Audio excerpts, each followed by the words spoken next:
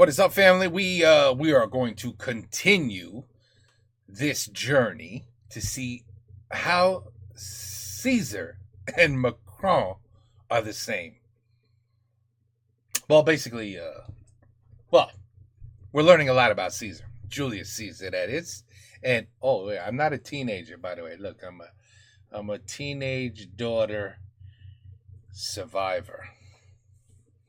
You people with teenage daughters know. You know.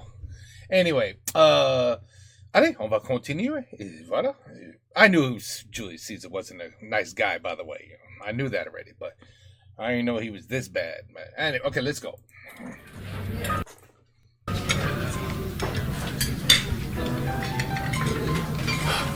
Wait a minute, we have to get to this joke now. Start here. Général de Gaulle s'y mettra lorsqu'il décrira ses apparitions publiques. La foule, écrit Charles de Gaulle, est nombreuse pour accueillir Charles de Gaulle. Okay.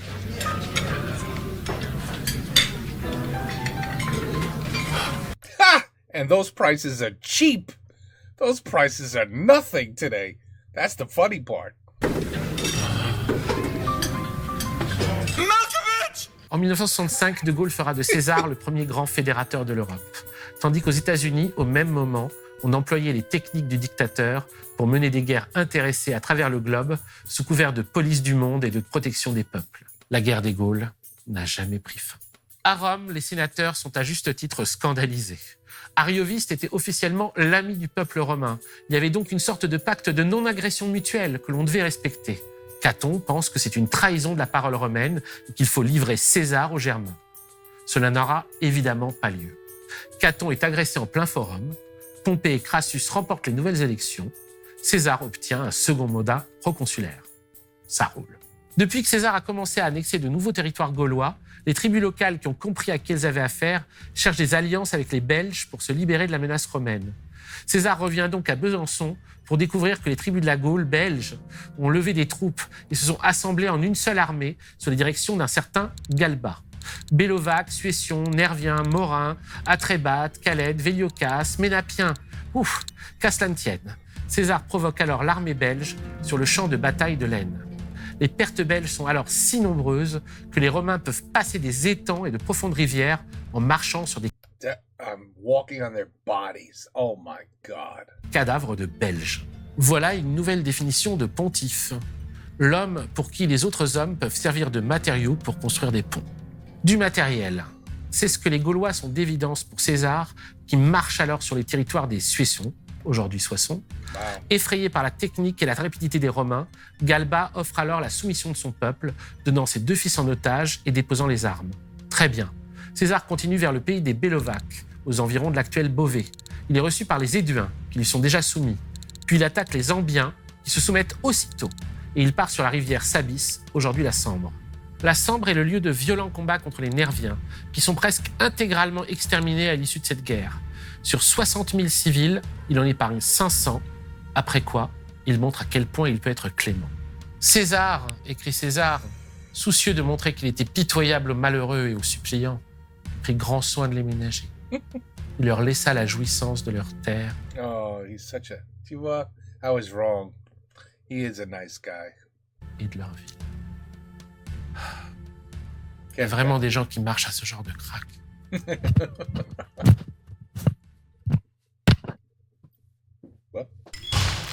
What happened? Oh, la pipe. Bon, tu vois, ce qui m'a complètement halluciné, en fait, en travaillant là-dessus, parce que je découvrais, en même temps que je préparais l'épisode, je découvrais l'étendue de délire hypocrite autour de César. César, normalement, il est un peu fair-play. Puis tu regardes son propre texte, la guerre des Gaules, et tu commences à voir l'étendue des massacres qu'il a fait, quoi, les exterminations qu'il s'est autorisées, tout ça, en fait, simplement pour être le chef. Tant que ça ne remet pas en cause Rome, fondamentalement, ça reste moral. Et c'est ça qui est terrible. C'est-à-dire que là, on a une histoire de l'insensibilité humaine, qui s'écrit devant tes yeux. Toutes ces putains d'institutions de merde, mais qu'on a entièrement repris de Rome, comme si ça devait jamais s'arrêter. Et d'une certaine façon, ça s'arrête jamais. À la fin de cette opération, toute la Gaule belge est sous contrôle. César, écrit César, voit la Gaule tranquille. Oui, un pays qui se tient sage. Ça tombe bien, César doit retourner à Rome dès l'hiver. La mort de Crassus et celle de Julia, sa fille et épouse de Pompée, sont en train de défaire le triumvirat. Les troubles à Rome entre ses partisans et ceux de Pompée s'accentuent. Et c'est lorsque César affronte des difficultés dans son propre pays qu'une coalition conséquente émerge enfin en Gaule contre la domination romaine. Les peuples ont bien compris à quelle sauce Rome voulait les manger et ils préparent une insurrection générale. C'est alors que surgit le Cavanat de l'époque, Vercingétorix, un jeune homme d'une trentaine d'années, né en Auvergne, à Gergovie, près de l'actuel Clermont-Ferrand. C'est sur Vercingétorix que César va s'arrêter le plus longuement dans la guerre des Gaules. Il en fait sa némésis, son joker, son arc ennemi. On s'est longtemps demandé si Vercingétorix était un nom de personne, ou voulait dire le chef ou le roi des guerriers en langue arverne.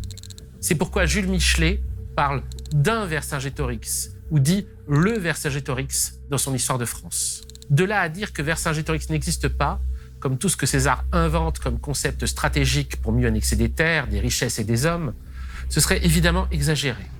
Disons que César a décidé de personnaliser la révolte des peuples qu'il était en train de soumettre. Il a dès lors centré sur un individu, Vercingétorix, le récit d'un refus collectif concernant son projet de domination. On peut donc également légitimement se demander dans quelle mesure César n'a pas essayé ainsi de faire croire aux sénateurs qu'une fois Vercingétorix captif, la Gaule serait enfin tranquille. Vercingétorix est le fils de Celcios, le chef d'un des principaux clans arvernes, mis à mort pour avoir tenté de rétablir la royauté à son profit. Sur les pièces frappées en Gaule, on ne voit pas sa longue moustache, qui est peut-être une invention du XIXe siècle, mais il a des cheveux bouclés. Cette image n'est pas plutôt celle d'une divinité gauloise. On ne saura jamais. Les historiens modernes aiment bien se dire que Vercingétorix avait été précédemment un ami de César, aurait servi dans une armée romaine. De cela, nous n'avons strictement aucune preuve, pas le début d'un indice. Tout ce que César nous dit de lui, c'est qu'il n'a pas de peine à enflammer les esprits. Et c'est en 53, pendant la fin du triumvirat à Rome, que Vercingétorix s'impose parmi les Gaulois par ses talents d'orateur. Chassé de Gergovie, désavoué par sa propre tribu, les Arvernes, il rassemble une armée de gueux, des miséreux, dit César avec mépris, qui le proclament roi. Il commence alors une série d'attaques d'une grande rapidité. Vraie ou fausse, exagérée ou pas, l'image que César donne de Vercingétorix est celle d'un révolutionnaire, d'un séditieux.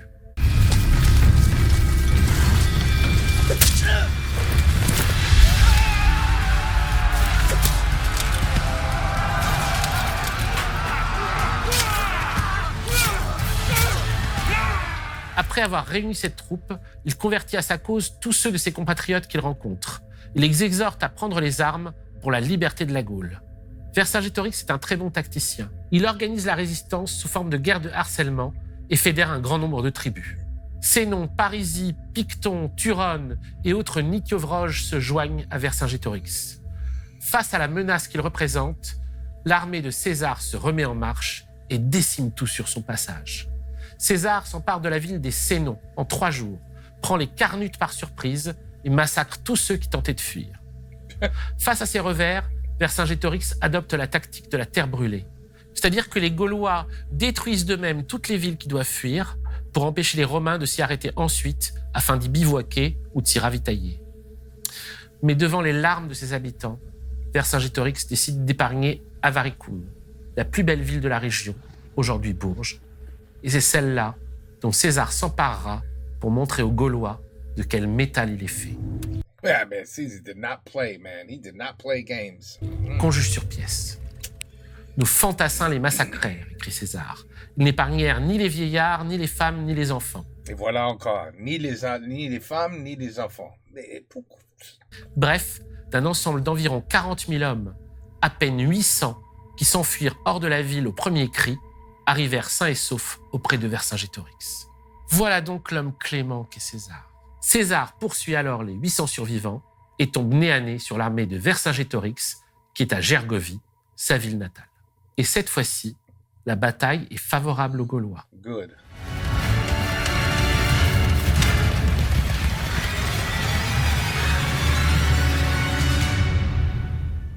César, qui vient de tuer 39 000 civils, a le toupet de s'attarder sur le malheur d'un de ses centurions. L'émotion n'est pas sa qualité littéraire principale, mais comme il ne faut pas hésiter à faire pleurer le Romain, il va s'adapter. Le centurion sur lequel César s'attarde, donc, est un certain Fabius, qui déclare ce jour-là que les récompenses de la journée d'Avaricum, César ne précise pas ce que Fabius entend par récompense, mais ça ne doit pas être joli, le remplissait d'ardeur et qu'il ne souffrirait pas que personne n'escaladât le mur avant lui. Malheureusement pour sa petite pomme, Fabius est rapidement tué et jeté à bas du rempart comme 700 autres soldats. C'est une victoire pour Vercingétorix. C'est alors quasiment toute la Gaule qui s'unit derrière lui, hormis les Rèmes, les Lingons et les Trévires.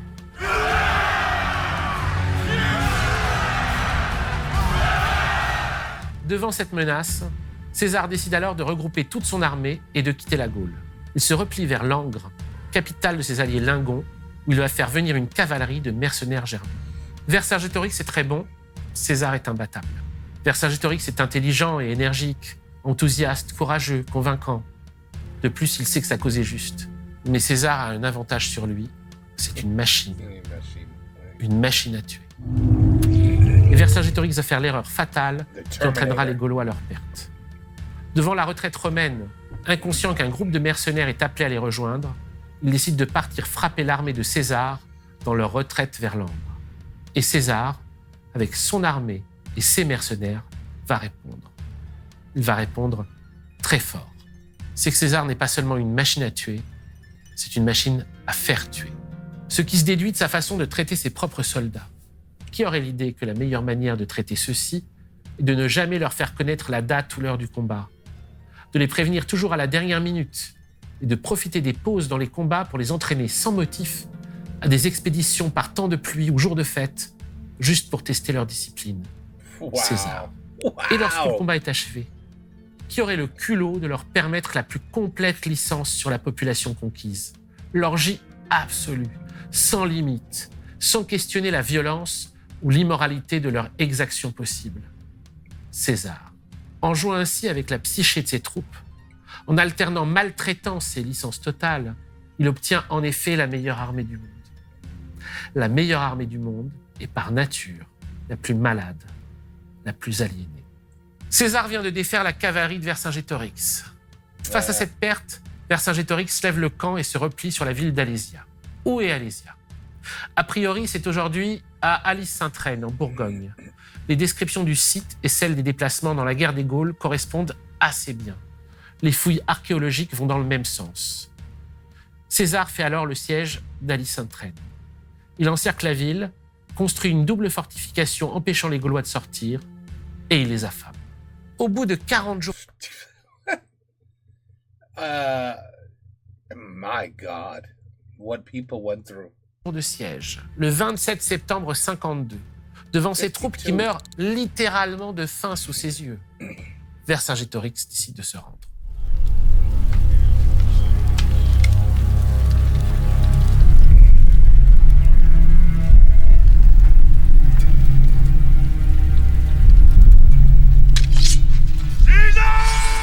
Vercingétorix convoque l'Assemblée.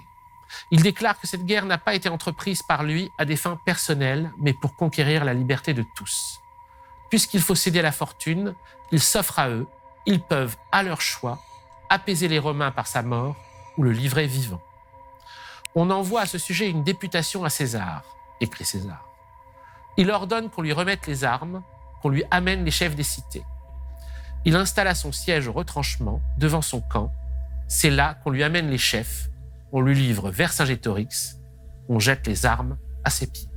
Et César, le clément César, The merciful Caesar. Hallelujah. What did he do?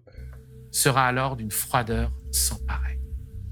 Il jettera Vercingétorix au fer, le déplacera de cachot en cachot et le laissera croupir 6 ans en attente de son supplice public qui aura lieu lors de son triomphe à Rome en 46. King of all the Gauls. Makes you think, doesn't it? It does.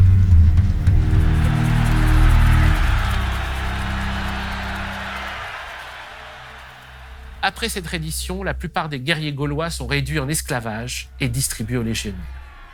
Mais il reste encore pas mal de groupes rebelles et des coalitions tentent encore de s'organiser au sein de la Gaule contre la domination romaine. César doit encore mater des Bituriges, des Carnutes, des Bellovaques, des Atrébates, des Ambiens, des Pictons, des Cadurques. Et pour que cesse définitivement tout désir d'indépendance, il va superviser le siège d'Uxellodunum. Il décide de faire de cette ville un exemple de plus. César les prive d'eau et empêche les habitants de se ravitailler dans la rivière en plaçant des archers à chaque accès. Puis il fait couper les mains de tous les habitants afin de les décourager de toute nouvelle révolte. La clémence. Une fois son bain de sang achevé, devenu en outre fabuleusement riche grâce à tous ses pillages, César peut enfin retourner à Rome. Gaius Julius Caesar has decreed in tribute to their virtue. Each and every citizen of Rome will be issued from the public treasury the sum of 100 denarii. Les Gaulois continueront à se révolter jusqu'à une époque tardive contre le pouvoir central, mais ces révoltes n'auront jamais l'allure qu'elles avaient eues du temps de la guerre des Gaules. Ce ne seront plus que des sortes de jacqueries. C'est que la Gaule va bientôt ressembler à Rome. On y construit de nouvelles villes, des routes, des aqueducs. Les peuples trop vastes sont... Ah, c'est un vrai pont. Ouais, c'est pas avec des cœurs, des corps, non, le corps. C'est pas avec des corps. Ah, c'est bien. C'est avec des comment on dit ça? My God, it's on the tip of my tongue.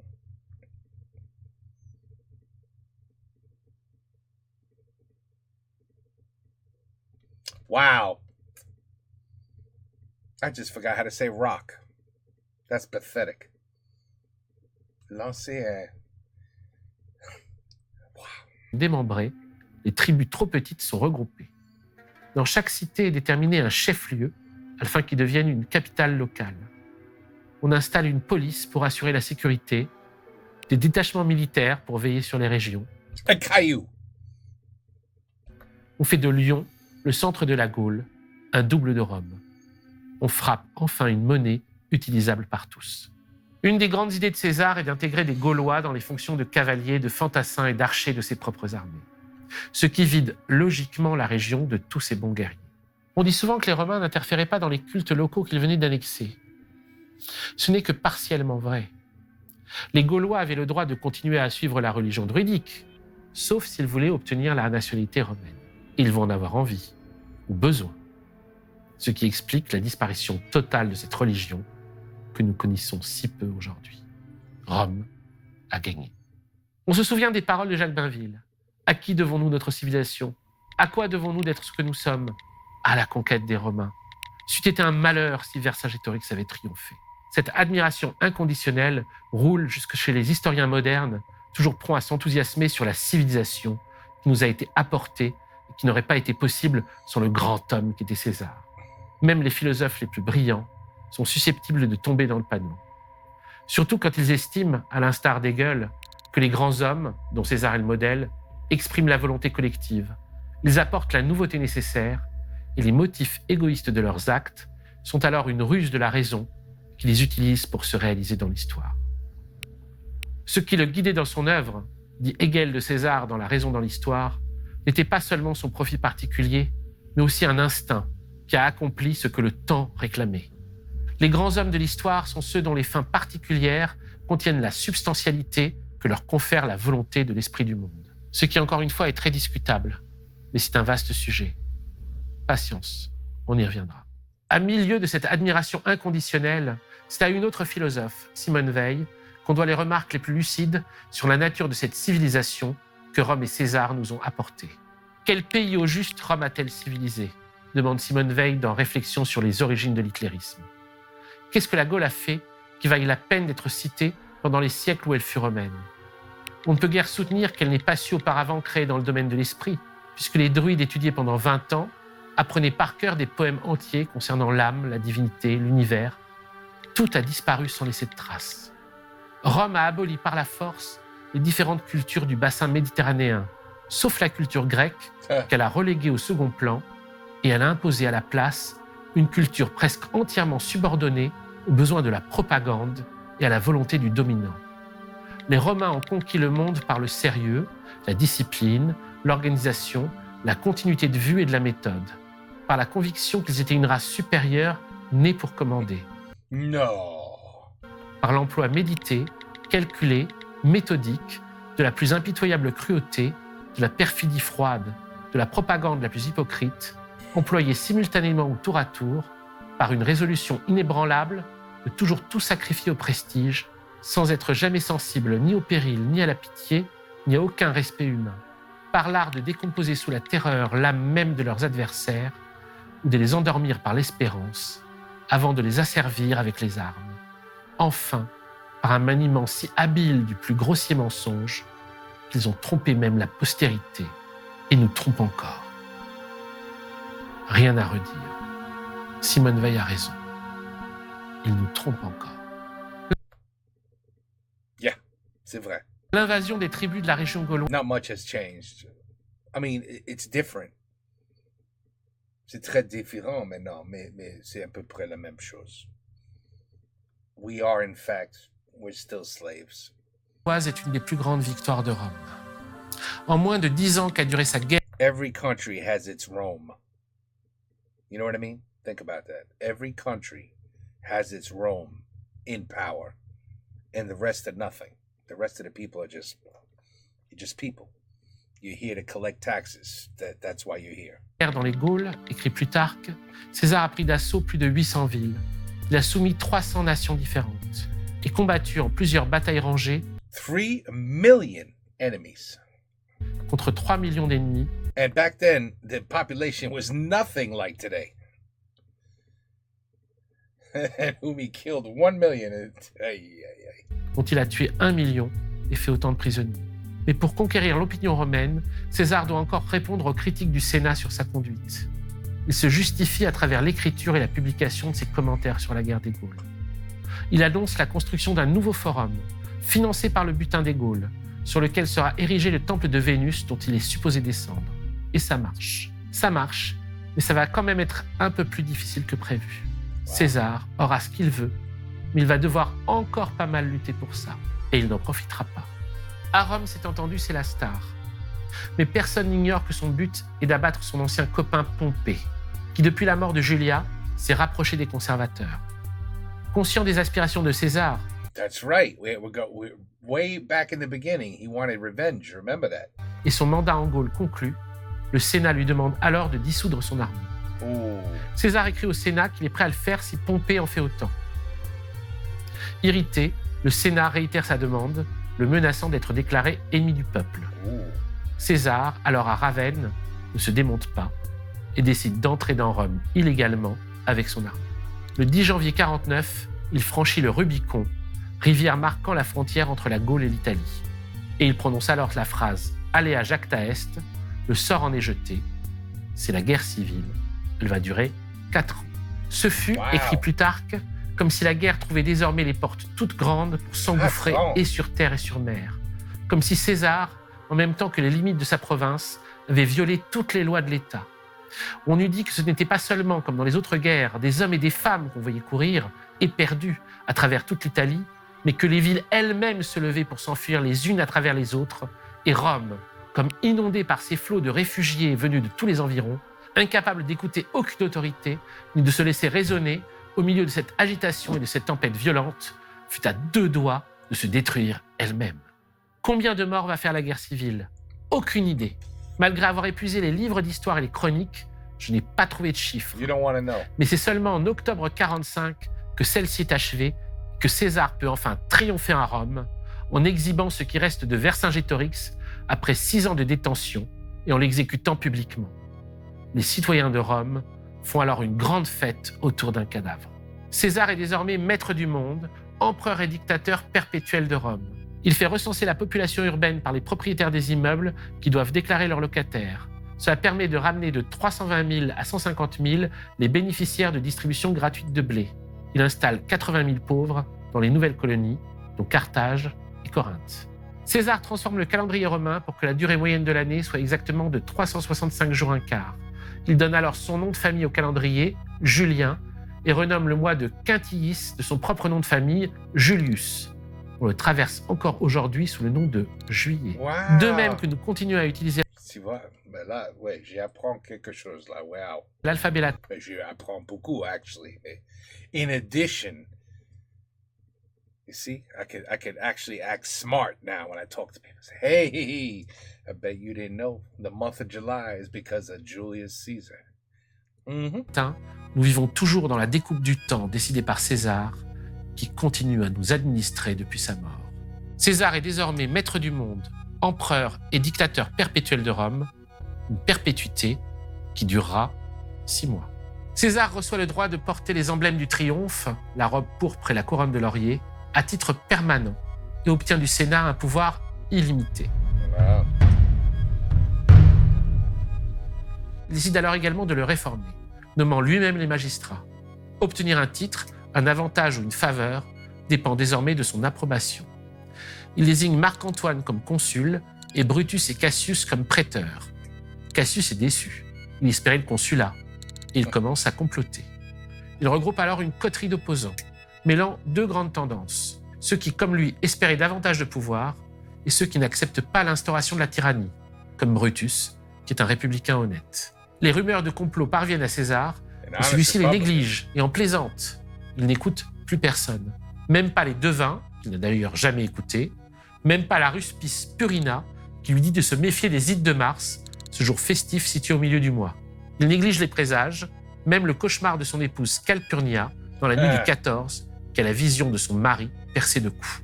Et le 15 mars 44, il pénètre dans la curie et chambre Spurina en lui disant que les Ides de Mars sont venus sans qu'il lui arrive quoi que ce soit. À quoi la ruspice répond que les Ides sont bien arrivés, mais non point passés. Soudain, les conjurés encerclent César. Celui-ci reçoit alors 23 coups de poignard. Le dernier vient de Brutus. Ah.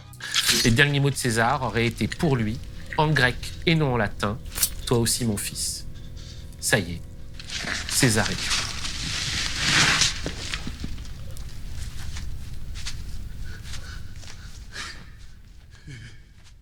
Wow. 23 stab wounds.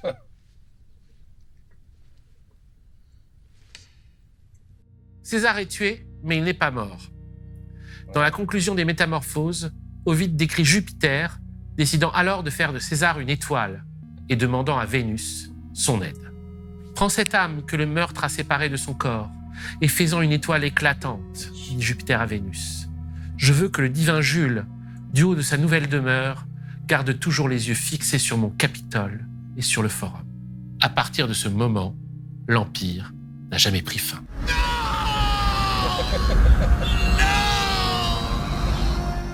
L'Empire n'a jamais pris fin. C'est une phrase qui est apparue dans un rêve de l'écrivain de science-fiction Philippe K. Dick, l'annonce d'une révélation. Il était dans une librairie de livres d'occasion, il cherchait des vieux numéros de revues de SF. Il allait de pile en pile, examinant de vieux exemplaires amochés, à la recherche d'une série nommée « L'Empire n'a jamais pris fin ».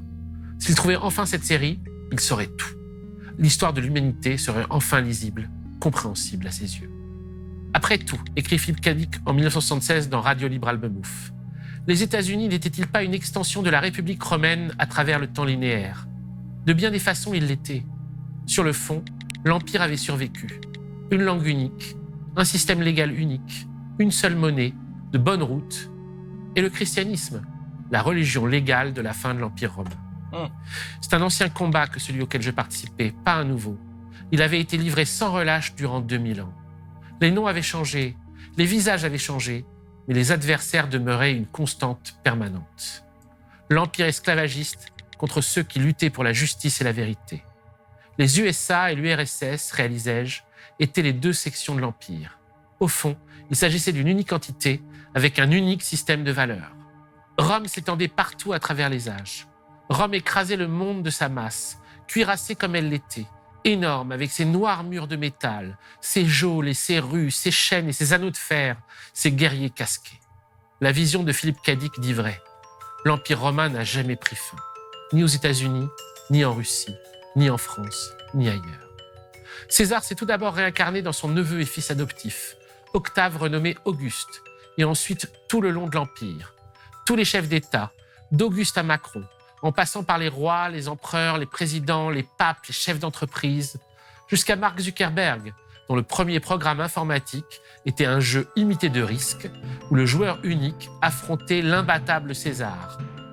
Tous s'identifieront aux vainqueurs de la guerre des Gaules. Et ils attendront de notre part une admiration pour César qui légitimerait en retour leur pulsion tyrannique. On considère généralement que l'apparition du christianisme a signé la fin de celui-ci. C'est exactement l'inverse. Au IVe siècle, au moment où il commence en apparence à décliner, l'Empire romain trouve une nouvelle jeunesse avec la conversion de l'empereur Constantin. L'Église chrétienne, et plus particulièrement le catholicisme romain et son souverain pontife, vont transposer dans un univers spirituel le culte profane de l'empereur. Leur dieu ne sera qu'un super César, un dictateur perpétuel jouant avec ses soldats le chaud et le froid, l'autoritarisme et la licence, mais surtout autorisant les pires massacres lorsqu'ils seront réalisés pour sa plus grande gloire. Et tous les hommes de pouvoir s'inspireront de César. Les rois de France s'inspireront de César. Les empereurs s'inspireront de César. Les dictateurs s'inspireront de César. Les présidents américains s'inspireront de César. César donnera le terme de Kaiser en allemand et de Tsar en russe. Mais si ce qu'on a appelé le christianisme a été la composante principale de sa continuation sur les corps comme dans les âmes, la parole de Jésus, prononcée par un homme ou un dieu né à Nazareth, ayant vécu sous les règnes d'Auguste et de Tibère, a inspiré tous ceux qui ont combattu les formes successives prises par la prison romaine, de Caligula à nos jours. Et si la France a consolidé son identité de fille aînée de l'Église à travers ces massacres perpétrés au nom d'un bien particulièrement discutable, elle a également été le théâtre de révoltes et de soulèvements qui sont la marque des véritables continuateurs de Jésus, ceux que l'Église appellera gnostiques, manichéens, cathares, mais qui se nommèrent eux-mêmes et qu'à leur exemple nous nommerons désormais les 100 rois. Les 100 rois, un nom qui renvoie à une politique et une spiritualité. Oh, now we have that. No kings. No kings. We have people into streets, rioting. Well, not rioting, protesting. No king. No kings. They think Trump's the king. Yeah, Trump wants to be the king. But, yeah, no, I mean, this is an excellent video because, and you know what? The empire that never ended. He's absolutely 100% right. Like I said, every one of our countries has a Rome in it, and it's called their government. Indissociable d'un combat contre toutes les formes spirituelles et politiques imposées d'en haut. Un nom indissociable d'un combat contre le pouvoir, d'un combat contre Rome et toutes les formes d'oppression et de domination. Un combat contre l'Empire qui, comme l'Empire lui-même, n'a jamais pris fin. Voilà, c'est la fin du premier épisode de L'Empire n'a jamais pris fin, notre nouveau programme pour Blast. Une alternative au roman national, une histoire de notre lutte contre l'Empire dans toutes ses métamorphoses, de César à Macron, de Rome au métaverse. Celle-ci sera forcément subjective, et même très subjective, même si nous essayerons d'être le plus rigoureux possible. Alors si celle-ci vous a plu, likez, commentez, partagez et abonnez-vous à Blast. Et comme dirait l'autre, si vous n'aimez pas mon histoire de France, écrivez la vôtre. Write your own. Oh yeah, I'm sure there's going to be many people that say, no, that's ridiculous. There's no proof. This and that. But, yeah, no, I mean, c'est la même chose. Aujourd'hui, c'est la même chose. Tous les pays, they want to be, comment dire, le plus puissance. How do you say the most power? So every country wants to be the number one power. You know, as soon as we hear, for us, all you hear on the news is, oh, be careful, China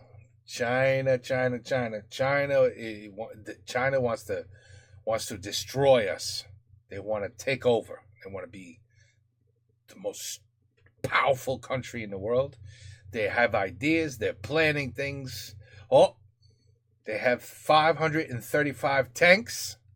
We have to build 536 tanks. They have what? 242 bomber planes? Well, we have to have 243 then. It's so stupid. It's so stupid. But that's all you hear. Same thing. Yes, that's it. You know, the nuclear powers in the world: Israel, Russia, China, France, the United States. Be careful. Those are the powerful ones. Because they have a bomb that could destroy all humanity. It's brilliant, isn't it? Anyway, you know, and what is their goals? Is for me and you to just say, yes, master. Yes, man. What? You raised my taxes again? I still didn't get a raise at work? What?